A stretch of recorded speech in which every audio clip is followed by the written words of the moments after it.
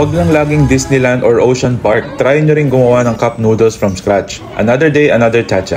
Na-discover namin tong Cup Noodle Museum dito sa may Tsim Sha Tsui sa Hong Kong. And wow, di ko na-expect na this will be super fun. Japanese time sila, so make sure you arrive 15 minutes ahead of schedule. So change muna tayo to our aprons, then appreciate a quick history. Na-invent nga pala ang cup noodles noong 1971 by Momofuku Ando. And nag-start ng first ever cup noodle factory outside of Japan noong 2016 sa Hong Kong Airport Shop. The Cup Noodles Museum officially opened in Tsim Sha Tsui, marking the first full museum experience outside Japan. May 3 workshop areas sila na pwede nyo pagpilian. Kami, we chose the Cup Noodles Factory and the Demai Ichi Factory.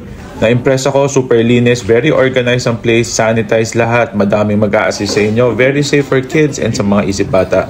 Tuturuan ka talaga how to make your own noodles from scratch, from dough kneading, paulit-ulit na padadaanin sa manual sheeter hanggang makuha ang tamang consistency.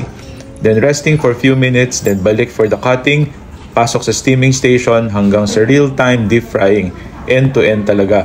May frying master pa na magda-demo na legit technique, parang nasa cooking show ka lang. While cooling the noodles, may time to decorate your own packaging. Syempre, di ako magpapatalo. Pwede mo ring design your own cup, may checklist to choose your toppings, abot mo sa assembly line, tapos may final sealing and vacuum packing.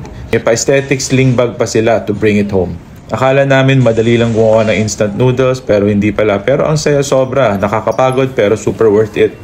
So heads up nga lang, no, hindi ito available sa Klook, kaya book directly sa website nila. Before we left, dumaan din kami sa grocery nila for some pasalubong. This activity is super fun, educational, and great for family bonding.